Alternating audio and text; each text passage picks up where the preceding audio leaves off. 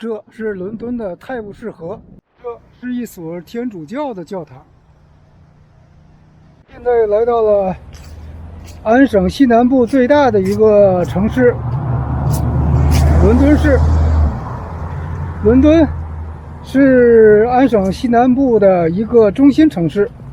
伦敦这个我在20年前生活了将近1年的城市，是安省西南部最大的城市，介于加拿大最大的城市多伦多和温莎的中间。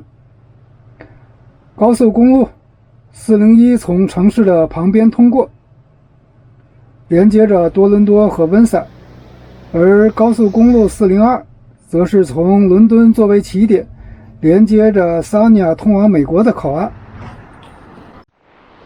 这是伦敦最早的一栋建筑，建于19世纪的30年代，由于季节性因素呢，它关闭了。它里面内部的材料呢，都是从英国伦敦运过来的，当时是花了4万英镑。这个建筑我是20年前住在伦敦的时候进去参观过，但是现在季节不对。虽然里面有工作人员，也仅仅是为了维护里面的设施。它里面的很多的装饰材料，包括装饰的木板墙，都是从英国伦敦海运过来。4万英镑在19世纪的30年代还是一笔非常大的资金。20年前，在它的市中心呢，也就屈指可数的这么几栋建筑。这里的高层住宅现在已经非常多了。这是一所天主教的教堂。这所教堂是13世纪法国天主教形式的一座教堂。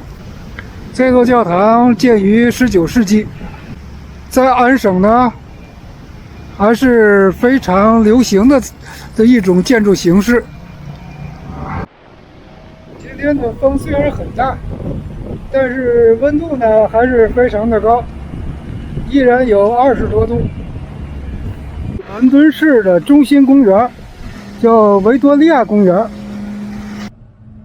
伦敦作为安省西南部最大的城市，金融保险、教育、体育、医疗健康、汽车制造业和物流是这里的特色。伦敦人寿自从19世纪70年代成立，就一直将伦敦作为公司的家。它从服务于安省西南部到服务于全加拿大。这个在伦敦成立的一家金融保险公司，将总部呢一直设立在伦敦，一直到今天，它的总部依然在这里。坐落在伦敦的西安大略大学是安省乃至加拿大著名的学府，商科和医学是它引以为傲的2个专业。我现在就到了西安大略大学，我身后就是西安大略大学的一个教学楼。这是位于伦敦西北部的西安大略大学。Fanshawe College 是伦敦另一个非常好的一所学校，在机场、市中心、城市的西南部都有校区，同样吸引不少的国际留学生来此学习。青年冰球队 London Knight 是安省联赛中的一支劲旅，为伦敦的居民带来了精神上的愉悦。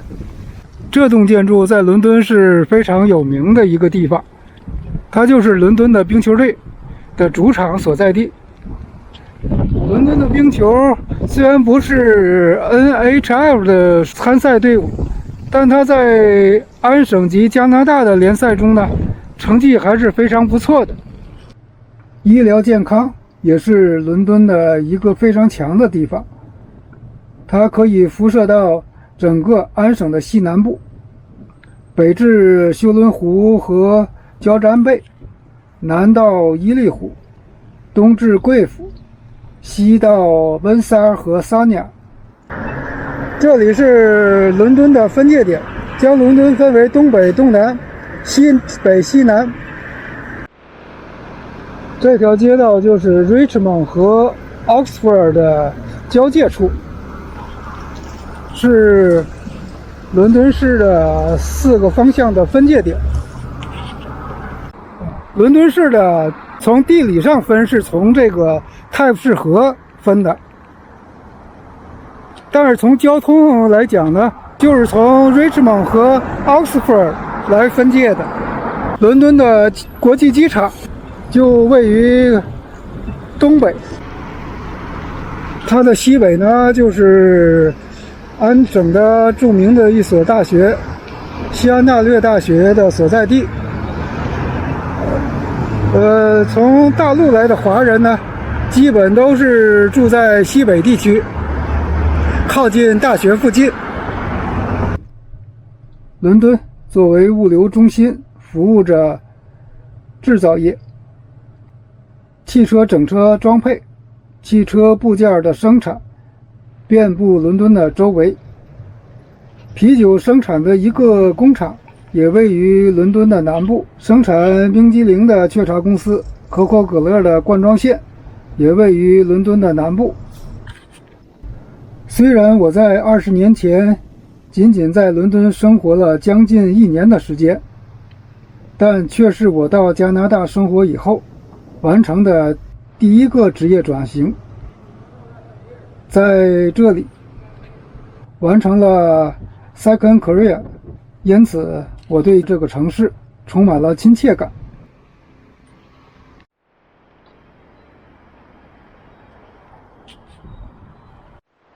这座桥梁建于19世纪70年代，1875年建成的。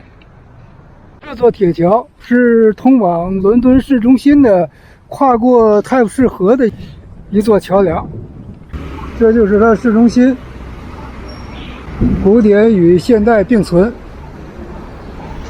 这座桥梁的护栏以及这个沿河景观，在我居住的时候呢，还不是这样子。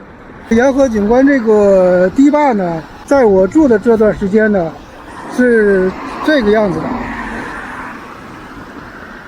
而这个护栏呢，用的是铁栏杆。在20年前，伦敦还只有大概几千个中国人，现在估计得有个几万人在伦敦生活。我现在就是来到了伦敦的大统华，这个是今年新开的一个华人超市。能够在伦敦开华人超市，证明这里的华人呢应该是非常的多了，足够支撑起这个超市的运营成本。时隔20年后，看着伦敦的变化，感叹岁月的流失。这期的视频作为一个礼物留给自己。在伦敦待的时间比较长，现在天色已晚了，我就到了卡车休息站 Flying J， 准备在这儿过一晚上。这个卡车休息站是位于伦敦的南部，高速公路401的旁边。好了，这期的视频就到这里了，下次见。